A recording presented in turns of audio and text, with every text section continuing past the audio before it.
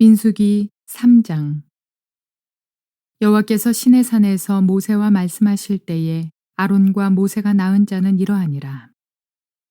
아론의 아들들의 이름은 이러하니 장자는 나답이요 다음은 아비후와 엘르아살과 이다말이니 이는 아론의 아들들의 이름이며 그들은 기름 부음을 받고 거룩하게 구별되어 제사장 직분을 위임받은 제사장들이라. 나답과 아비후는 시내 광야에서 여호와 앞에 다른 불을 들이다가 여호와 앞에서 죽어 자식이 없었으며 엘르아살과 이다말이 그의 아버지 아론 앞에서 제사장의 직분을 행하였더라. 여호와께서 또 모세에게 말씀하여 이르시되 레위 지파는 나아가 제사장 아론 앞에 서서 그에게 시종하게 하라. 그들이 회막 앞에서 아론의 직무와 온 회중의 직무를 위하여 회막에서 심우하되 곧 회막의 모든 기구를 맡아 지키며 이스라엘 자손의 직무를 위하여 성막에서 심우할지니 너는 레위인을 아론과 그의 아들들에게 맡기라. 그들은 이스라엘 자손 중에서 아론에게 온전히 맡겨진 자들이니라. 너는 아론과 그의 아들들을 세워 제사장 직무를 행하게 하라. 외인이 가까이 하면 죽임을 당할 것이니라. 여호와께서 모세에게 말씀하여 이르시되 보라 내가 이스라엘 자손 중에서 레위인을 택하여 이스라엘 자손 중에 태를 열어 태어난 모든 맞이를 대신하게 하였은즉 레위인은 내 것이라. 처음 태어난 자는 다 내 것임은 내가 애굽 땅에서 그 처음 태어난 자를 다 죽이던 날에 이스라엘의 처음 태어난 자는 사람이나 짐승을 다 거룩하게 구별하였음이니 그들은 내 것이 될 것임이니라. 나는 여호와이니라. 여호와께서 시내 광야에서 모세에게 말씀하여 이르시되 레위 자손을 그들의 조상의 가문과 종족을 따라 계수하되 1개월 이상 된 남자를 다 계수하라. 모세가 여호와의 말씀을 따라 그 명령하신 대로 계수하니라. 레위의 아들들의 이름은 이러하니 게르손과 고핫과 무라리요. 게르손의 아들들의 이름은 그들의 종족대로 이러하니 림니와 시므이요. 고핫의 아들들은 그들의 종족대로 이러하니 아므람과 이스알과 헤브론과 우시엘이요. 무라리의 아들들은 그들의 종족대로 말리와 무시이니 이는 그의 종족대로 된 레위인의 조상의 가문들이니라. 게르손에게서는 림니 종족과 시므이 종족이 났으니 이들이 곧 게르손의 조상의 가문들이라. 계수된 자 곧 1개월 이상 된 남자의 수요 합계는 7,500명이며 게르손 종족들은 성막 뒤 곧 서쪽에 진을 칠 것이요. 라엘의 아들 엘리아삽은 게르손 사람의 조상의 가문의 지휘관이 될 것이며 게르손 자손이 회막에서 맡을 일은 성막과 장막과 그 덮개와 회막 휘장문과 뜰의 휘장과 및 성막과 제단 사방에 있는 뜰의 휘장문과 그 모든 것에 쓰는 줄들이니라. 고핫에게서는 아므람 종족과 이스알 종족과 헤브론 종족과 우시엘 종족이 났으니 이들은 곧 고핫 종족들이라. 계수된 자로서 출생 후 1개월 이상 된 남자는 모두 8,600명인데 성소를 맡을 것이며 고핫 자손의 종족들은 성막 남쪽에 진을 칠 것이요.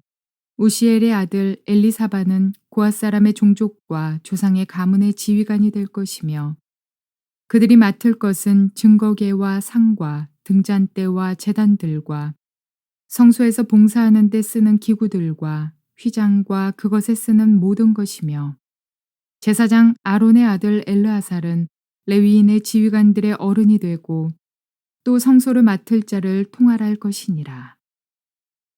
무라리에게서는 말리 종족과 무시 종족이 났으니 이들은 곧 무라리 종족들이라. 그 계수된 자 곧 1개월 이상 된 남자는 모두 6,200명이며 아비아일의 아들 수리엘은 무라리 종족과 조상의 가문의 지휘관이 될 것이요. 이 종족은 성막 북쪽에 진을 칠 것이며 무라리 자손이 맡을 것은 성막의 널판과 그 띠와 그 기둥과 그 받침과 그 모든 기구와 그것에 쓰는 모든 것이며 뜰 사방 기둥과 그 받침과 그 말뚝과 그 줄들이니라. 성막 앞 동쪽 곧 회막 앞 해돋는 쪽에는 모세와 아론과 아론의 아들들이 진을 치고 이스라엘 자손의 직무를 위하여 성소의 직무를 수행할 것이며 외인이 가까이 하면 죽일지니라. 모세와 아론이 여호와의 명령을 따라 레위인을 각 종족대로 계수한즉 1개월 이상 된 남자는 모두 22,000명이었더라. 여호와께서 또 모세에게 이르시되 이스라엘 자손의 처음 태어난 남자를 1개월 이상으로 다 계수하여 그 명수를 기록하라. 나는 여호와라. 이스라엘 자손 중 모든 처음 태어난 자 대신에 레위인을 내게 돌리고 또 이스라엘 자손의 가축 중 모든 처음 태어난 것 대신에 레위인의 가축을 내게 돌리라. 모세가 여호와께서 자기에게 명령하신 대로 이스라엘 자손 중 모든 처음 태어난 자를 계수하니 1개월 이상으로 계수된 처음 태어난 남자의 총계는 22,273명이었더라. 여호와께서 모세에게 말씀하여 이르시되 이스라엘 자손 중 모든 처음 태어난 자 대신에 레위인을 취하고 또 그들의 가축 대신에 레위인의 가축을 취하라. 레위인은 내 것이라. 나는 여호와니라. 이스라엘 자손의 처음 태어난 자가 레위인보다 273명이 더 많은즉 속전으로 한 사람이 5세겔씩 받되 성소의 세겔로 받으라. 한 세겔은 20계란이라. 그 더한 자의 속전을 아론과 그의 아들들에게 줄 것이니라. 모세가 레위인으로 대속한 이외의 사람에게서 속전을 받았으니 곧 이스라엘 자손의 처음 태어난 자에게서 받은 돈이 성소의 세겔로 1365세겔이라. 모세가 이 속전을 여호와의 말씀대로 아론과 그의 아들들에게 주었으니 여호와께서 모세에게 명령하심과 같았느니라. 자, 오늘은 민수기 제3장을 통해서 하나님은 그의 사역자들에게 높은 수준의 순종을 요구하십니다. 라는 제목으로 말씀을 전해드리려고 합니다. 오늘 본문의 내용은 아론의 집안의 제사장들과 그 레위 지파들의 임무에 대해서, 직무에 대해서 이야기를 하고 있습니다. 이들은 특별히 일반 백성들과는 구별되게 회막에서, 성막에서 사역하도록 부르심을 입은 자들이고, 특별히 레위 지파는 12지파 가운데에서도 들어가지 않고 하나님이 따로 떼어서 하나님께 속한 지파로서 부르셨습니다. 이건 엄청난 특권이지요. 특권인 반면에 그 특권을 받은 자들에게 더 많은 책임성을 요구하시는 걸 볼 수 있습니다. 그들에게 더 큰 높은 수준의 순종과 더 높은 수준의 거룩성을 요구하는 것은 너무나 당연한 일입니다. 오늘날도 그래서 하나님의 사역자로 부름받은 목사, 선교사, 장로, 권사, 집사 할 것 없이 주님의 직분에 부르심을 받은 자들은 다른 사람보다는 더 높은 수준의 순종과 그리고 거룩성을 필요로 한다는 것은, 요구한다는 것은 너무나 당연한 일이라고 생각되어집니다. 자, 오늘 본문을 통해서 한번 살펴봅시다. 먼저 1절부터 4절까지에서는 아론의 네 아들에 대한 이야기가 나옵니다. 아론의 아들들은 나답, 아비후, 엘르아살, 이다말이었습니다. 그런데 나답과 아비후에 대한 특별한 언급이 있습니다. 왜냐하면 레위 10장에서 본 것처럼 나답과 아비후가 다른 불을 여호와께 드리다가 하나님이 그들을 죽이시고 그들은 죽임을 당했다는 거예요. 그러니까 아론에게 있는 네 아들 가운데 나답과 아비후, 어쩌면 나답이 장자이어서 아론이 죽고 난 다음에 그가 대제사장이 될 수 있는 기회를 놓치고 말았습니다. 왜 그랬을까요? 성경은 여러 가지로 우리에게 언급을 주고 있는데, 힌트를 주고 있는데, 그들에게 더 철저한 순종을 하나님이 요구하시는데 이들이 경솔하게 하나님의 사역에 임했다는 걸 볼 수가 있습니다. 보니까 다른 불을 드렸다고 했거든요. 레위기 10장에 보면 이 나답과 아비후의 사건이 나오는데 다른 불을 드렸다는 말의 의미가 무엇일까요? 아마도 번제단, 그러니까 성막들에 있는 번제단에서 불을 가져다가 성소 안에 있는 그 지성소 들어가는 휘장 앞에 있는 분향단에 불을 드려야 되는데 그 불이 아닌 다른 불, 자기 나름대로의 불을 드리고 또 다른 향을 드렸다는 걸 언급하는 걸 보아서 하나님이 정하시 아니한 향로를 드린 것이 아닌가 하고 생각해 볼 수 있고, 또 다른 측면에서는 이들이 어쩌면 하나님의 성소에서는 술을 먹고 자식의 이성을 잃어서는 안 되는데 술을 먹고 이런 불을 들인 그런 흔적을 볼 수가 있습니다. 왜냐하면 레위기 10장에서 이 사건 이후에 술 먹는 것, 특별히 제사장의 직분을 가진 자가 직무 중에서는 술을 먹어서는 안 된다 하는 언급을 하는 것을 보아서 나답과 아비후가 술 먹고 다른 불을 들이다가 죽임을 당한 게 아닌가, 이런 생각을 해볼 수 있는 거죠. 또 어떤 사람들은 이들이 지성소에는 들어갈 수 없는데 아론만 1년 1차에 들어갈 수 있는데 다른 불을 가지고 또 심지어 지성소에까지 들어가려고 하다가 그만 하나님이 그들을 죽일 수밖에 없는 상황에 이르는 것이 아닌가. 다른 말로 표현하면 하나님은 하나님의 사익자로 부르면, 특별히 제사장은 백성과 하나님 사이에 중보자의 역할을 하는 자들인데, 이들이 하나님 앞에 불순종, 순종의 높은 수준의 순종을 하나님이 요구하시는데 그것에 미치지 못하여서 결국은 하나님이 그들을 사역에서 내치시는 그런 모습을 볼 수 있다는 것입니다. 성경에 보면 이런 예가 많이 있습니다. 엘리 제사장, 사사기에 나오는 엘리 제사장의 두 아들 홈니와 비느하스도 결국 하나님께 드리는 예물을 지 마음대로 맛있는 고기를 빼먹고 이렇게 하다가 그냥 전쟁에서 하나님이 죽이신 것을 볼 수가 있고요. 그다음에 법궤를 들여다보다가 그냥 죽은 70명에 대한 이야기가 사무엘상 6장 19절에도 나오고, 이거 역시 하나님께서 금하신 일을, 하나님의 법궤를 신성히 여기지 못하고 경솔하게 대한 자들에 대한 하나님의 징벌이 아닌가 생각이 되어집니다. 다시 말해서 하나님의 것에 대해서는 굉장한 우리의 그 경외심과 순종의 마음이 필요하다는 것을 보여주시는 것이지요. 그 이외에도 여러 가지 예가 있을 수 있습니다. 예를 들어서 우시야 왕 때 열왕기 하 15장 5절에 보면 문둥병을 앓고 있던 우시야 왕이 제사장의 만류를 듣지 않고 성소에는 들어갈 수 없는데, 왕은 성소 바깥에서 뜰에서만 하나님께 경배할 수 있는데 제사장만 들어갈 수 있는 성소에 우시야 왕이 감히 내가 왕인데 왜 못하겠어 하고 들어가다가 그냥 문둥병이 들고만 그 사실도 성경은 우리에게 말해주고 있습니다. 아무튼 그 이외에도 수많은 예가 우리에게 들려지고 있는데 그것은 뭘 말하고 있는 거 아니, 하나님에 대한 경외심, 이것을 우리가 마음에 간직해야 되고, 이 경외심에서 나오는 우리의 삶의 모습은 아주 철저한 순종의 자세가 있어야 된다는 것이죠. 벌써 불순종한다는 것 자체가 하나님에 대한 경외심에 문제가 있다는 것을 보여줍니다. 자, 그러면서 아론의 아들들은 그러면 레위인 중에서 어느 쪽 소인가 하는 것도 언급을 하고 있는데, 레위의 세 아들이 게르손, 고핫, 머라리가 있는데 나중에 그 이야기가 나옵니다. 게르손, 고핫, 머라리 기억해 놓으세요. 고핫 자손 중에서 아므람 족속의 두 아들이 모세와 아론이었습니다. 자, 그러니까 레위 지파의 레위에게 태어난 아들 3명, 게르손, 고핫, 머라리 가운데 고핫 자손에서 모세와 아론이 나오시니까 고핫이 좀 특별한 대우를 받았겠죠. 사람이다 보니까 인지상정이죠. 그러다 보니까 아무리 그래도 모세와 아론이 나온 그 고핫 족속들이 하나님의 성소의 일 가운데서도 중요한 일을 맡은 것을 볼 수가 있습니다. 그래서 레위인에 대한 이야기가 5절부터 13절까지 나오는데 거기에 보면 레위인의 직무에 대한 이야기가 나옵니다. 그것부터 먼저 이야기합시다. 레위인의 직무가 뭐였습니까? 6절 7절에 보니까 레위 지파는 나아가 제사장 아론 앞에서 그에게 시종하게 하라. 그들이 회막 앞에서 아론의 직무와 온 회중의 직무라 위하여 회막에서 심우하라. 아론의 직무와 온 회중의 직무. 아론은 대제사장이죠. 대제사장이 행하는 모든 일들에 대해서 돕는 일을 하고, 온 회중의 직무라는 것은 회중들이 하나님께 속죄제, 번제, 화목제 이런 것을 가져올 때 그 일을 돕는 일을 하는 것이 바로 레위인들이다. 제사장이 짐승을 잡고 그 이외에 여러 가지 일들을 하지만은 그 이외에 씻는 일, 제사장의 옷을 빠는 일, 여러 가지 성막에 있는 일들을 아마 레위인이 한 것 같습니다. 그런데 특별히 왜 12지파 가운데 레위인을 택했을까요?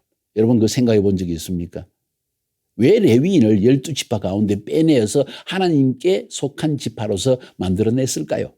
그 이유는 이러합니다. 시내산에서 금송아지를 만들어서 숭배하다가 하나님의 진노를 산 사람들이 3,000명이 죽임을 당합니다. 그때 이 3,000명이 죽을 때 누가 하나님 편에 서서 이들을 징벌하여 죽여서 하나님의 진노를 완화시켜 줄 수 있을 것인가 했을 때 12지파 가운데 레위지파가 나와서 칼을 빼들고 자기 동족 중에 3,000명을 쳐 죽였다는 것입니다. 무시무시한 일입니다. 있어서는 안 된 일입니다. 어떻게 자기 형제를 죽일 수 있습니까? 그만큼 하나님 앞에 헌신하여서 하나님께 순종하기를 원했기 때문에 하나님은 이 레위지파의 마음을 보시고 이 레위지파를 12지파 가운데 끄집어내셔서 그들을 하나님만 섬기는 지파로 만들어내셨다는 거예요. 이 정도로 하나님께 완전히 헌신하는 자가 하나님께는 필요했던 것이죠. 그래서 레위 지파가 특별히 성소에서 하나님을 섬기는 귀한 직분을 감당하게 되어집니다. 그러면 이 레위의 후손 가운데 세 아들이 있지 않습니까? 게르손 족속, 고핫 족속, 머라리 족속, 종족이라고 말할 수 있는데 이 세 종족이 하는 일이 무엇이었을까요? 바로 그것을 14절부터 20절까지 언급해 주고 있습니다. 게르손 족속은 어찌 보면 레위 지파의 첫 아들이긴 하지만은 고핫 자손 가운데서 고핫 족속 가운데서 모세와 아론이 나왔기 때문에 고핫 자손이 좀 더 성소에서도 귀중한 일을 담당한 걸 볼 수 있습니다. 그래서 성막이 이동할 때와 성막을 세울 때 이동해서 새로운 장소에서 성막을 세울 때 이 고핫 자손이 전국에 법궤, 떡상, 그다음에 메노라 등잔대, 그다음에 번제단, 물두멍, 그러니까 하나님께 제사 지낼 때 필요한 가장 중요한 기물들을 다루는 일을 고핫 자손에게 맡겼다는 것입니다. 그러니까 바로 모세와 아론이 나온 고핫 자손이 암만 해도 좀 더 하나님의 중요한 사역에 쓰임받게 된 걸 볼 수가 있겠죠. 게르손 족속은 성막, 장막, 덮개, 휘장, 문, 뜰, 휘장, 그러니까 주로 휘장이나 문이나 이런 겉에 있는 것들을 성막을 이동할 때 얼른 걷어가지고 그것을 가지고 이동하고 또 새로운 장소에서 그것을 세우는 일을 쉽게 말하면 텐트 치는 일을 했다는 거예요. 그 일을 담당한 자가 게르손 족속이고 마지막 머라리 족속은 성막의 널빤이나 띠나 기둥이나 마침대, 그러니까 이런 그 주로 목재 이게 연결하는 부분, 골격을 쌓는 부분, 이런 부분들을 말뚝이나 이런 거를 다 떼가지고 그것을 신속하게 이동하는 일을 했다는 걸 볼 수가 있습니다. 자, 그렇게 해서 이 세 종족이 게르손, 고핫, 머라리 족속이 하는 일에 대해서 살펴보았죠. 자, 그러다 보니까 나중에 그 이야기가 나오지만은 고핫 자손 참 교만하기 쉽습니다. 그래서 고핫 자손 가운데에서 나중에 하나님께 대적하다가 모세와 아론을 대적해서 왜 너희가 자신을 높이느냐? 우리 같은 고핫 족속 가운데에서 더 유명한 사람들, 더 똑똑한 사람 많은데 모세와 아론 네가 왜 특별히 우리의 지도자 역할을 하느냐 하고 대들다가 그만 하나님의 심판을 받은 일을 나중에 우리가 볼 수가 있습니다. 그러니까 하나님이 특별히 택하셨다는 그 특권을 잘못 이용할 때 하나님은 굉장한 직무를 주신다는 거예요. 쉽게 말해서 오히려 하나님의 귀중한 직분을 받은 사람들, 제사장의 직분이나 그 이외에 하나님의 사역의 중요한 부분을 담당하게 되어졌을 때 우리는 특별히 교만하지 않도록 주의할 필요가 있다는 것을 우리가 철저히 느끼게 되어지죠. 어떻게 생각하십니까? 그렇습니다. 참 사람은요 거짓되고 죄된 속성이 강하고 자기를 드러내고자 하는 마음이 많기 때문에 조금만 뭔가 직분을 맡겨주셔서 좀 잘하게 되면 우쭐해가지고 아무도 보이지 않고 내 마음대로 하는 경향이 있다는 것이죠. 고핫 자손이 그러다가 혼났다는 사실을 성경은 우리에게 기록하고 있습니다. 자, 그러면서 나중에 모세와 아론의 아들들의 직무에 대해서는 이렇게 이야기합니다. 38절에 성막 앞 동쪽 곳 회막 앞 해 돋는 곳에서는 모세와 아론의 아들들이 진을 치고 이스라엘 자손의 직무를 위하여 성소의 직무를 수행할 것이며 외인이 가까이 하면 죽일지니라. 레위 사람들의 직무 중에 가장 중요한 직무가 무엇인가 하니 회막에 외부 사람이 접근하지 못하도록 막는 것이라는 거예요. 왜? 그 안에는 레위인과 제사장만 사역해야 되기 때문에 레위인의 가장 중요한 직무는 회막을 보호하는, 접근하면 발표합니다 하고 팻말을 붙이고 레위인들이 보초를 쓰고 회막을 지키는 일을 감당했다는 걸 볼 수가 있습니다. 물론 아론의 직무를 돕고 온 회중들이 하나님께 제물을 가지고 올 때 그것을 돕는 일을 주로 했지만은 말입니다. 자, 그래서 이것이 바로 이제 레위 사람들의 직분입니다. 그러면서 하나님께서는 레위 사람들의 숫자를 한번 세어라. 한 달 이상 된 레위인을 모두 세어라. 아니 20세 이상 다른 집안은 20세 이상 되는 남자들만 세라 있는데 왜 한 달 이상 된 레위인들을 세라고 할까요? 왜냐하면 이것은 인구조사에 있어서 이 레위인들은 하나님이 특별히 택한 족속이기 때문에 그들을 대속할 필요가 있기 때문이라는 거예요. 자, 대속한다는 말의 의미가 뭘까요? 40절부터 51절까지 보면 이스라엘 민족이 12지파가 있는데 그 12지파는 초태생은 전부 하나님의 것입니다.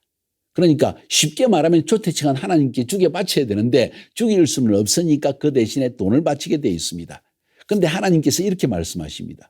12지파의 초태생 대신에 하나님께서 레위 지파인들을 대신 받으셨다는 거예요.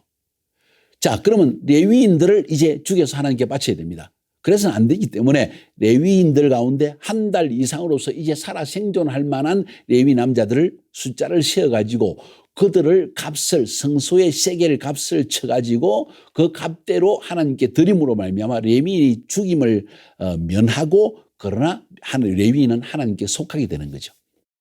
이해가 되셨습니까? 제가 너무 말을 어렵게 했나요? 12지파의 초태생은 모두 하나님께 바쳐야 되는데 그 초태생 대신에 레위인을 하나님께 바치는 거예요. 그리고 레위인들을 하나님께 드리려면 죽여서 드려야 되는데 그럴 수 없으니까 대속을 하는 값을 치른 이야기가 오늘 본문에 나옵니다. 그래서 41절에 나는 여호와라 이스라엘 자손 중 모든 처음 태어난 자 대신에 레위인을 내게 돌리고 또 이스라엘 자손의 가축 중에 처음 태어난 대신에 레위인의 가축을 내게 돌리라. 레위인 자신도 하나님의 것이고 레위인의 가축도 하나님의 것이다. 그거 모두 하나님께 돌려야 된다. 그러면서 이 레위인을 어떻게 하나님께 돌리느냐? 대속하는 속전을 내라. 다시는 이스라엘 자손 중에 태어난 자 1개월 된 레위 자손들 남자의 수를 세보니까 22,000명이 되었습니다. 그리고 이스라엘 자손 중에서 12지파 가운데에서 1개월 된 남자의 숫자가 22,273명이고 레위인의 남자 숫자가 22,000명이기 때문에 그것을 빼면 273명에 대한 성소의 세계를 하나님께 속전해 가지고 드리게 되어서 이렇게 해서 그들은 죽임을 면하고 하나님께 완전히 섬기는 지파가 됐다는 것을 오늘 성경은 우리에게 이야기해 주고 있습니다. 쉽게 이야기해서 이렇게 생각합시다. 레위인은 수많은 하나님의 백성들 가운데 하나님이 특별히 택하여서 사용하시는 그런 지파이다. 그런데 그 지파는 다시 말해서 모든 이스라엘 백성들의 대표성을 지니고 있다. 그들을 대신하여 하나님의 성소에서 섬기는 자들이라 이렇게 표현할 수가 있습니다. 자, 그러니까 우리가 하나님의 제사장으로서 하나님을 섬기는 의미를 볼 수가 있죠. 이제 예수 믿는 우리 모두는 왕 같은 제사장이라고 그랬죠. 베드로전서 2장 9절에서. 그 말의 의미는 우리가 이 땅에 있는 모든 인류 혹은 카자흐스탄의 모든 백성, 한국의 모든 민족들 가운데 대표로서 하나님을 섬기는 자로 부르심을 받았다는 거예요. 우리는 아직 예수 믿지 않는 수많은 사람들을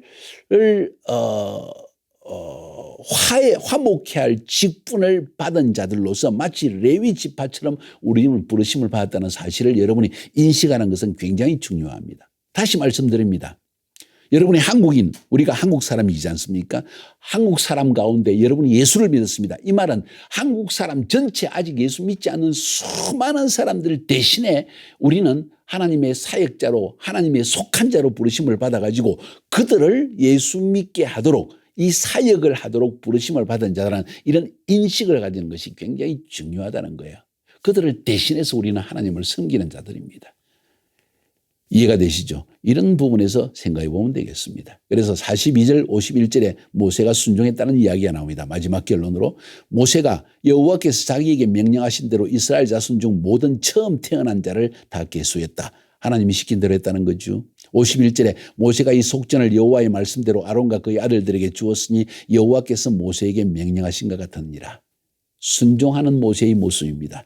이 말씀을 저는 한번 강조하고 싶은 것은 지도자의 순종이 바로 영적 권위의 출발점입니다. 영적 지도자가 하나님께 철저하게 순종하는 모습을 볼 때 백성들은 그 지도자를 따르게 되어 있습니다. 아, 저 사람은 하나님의 종이구나. 하나님의 말씀대로 철저하게 순종하는 분이구나 하는 사실을 깨닫게 되고 그 지도자의 말을 듣기를 시작합니다. 순종하기 시작한다는 거죠. 지도자가 순종할 때 그에게 영적 권위가 주어지기 시작한다.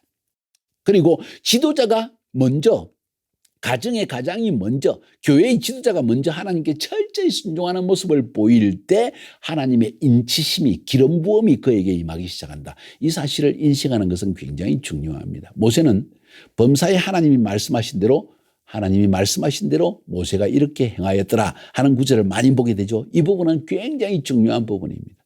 하나님의 지도자로 부르면 영적 지도자가 순종하지 아니하고서야 어떻게 다른 백성들이 모본을 볼 수 있겠습니까? 그래서 지도자의 순종이 영적 권위의 출발점이요, 하나님의 기름 부음의 출발점이라는 사실을 여러분이 꼭 인식할 수 있기를 바랍니다. 카자흐스탄의 저희 성도들이 얼마나 저희를 존경하고요, 얼마나 철저하게 저희 말에 순종하는지 모릅니다. 심지어는 맹종하다 싶을 정도로 순종을 해나갑니다. 그 이유가 뭔지 아세요? 저희가 하나님의 명령에 철저히 순종하는 모습을 그들이 보았기 때문입니다. 우리 재산을 다 바쳐서 하나님의 교회를 세우는 것을 보았기 때문입니다. 밤낮으로 주의 사역을 위해서 헌신하는 것을 보았기 때문입니다. 모본을 보았다는 것이죠.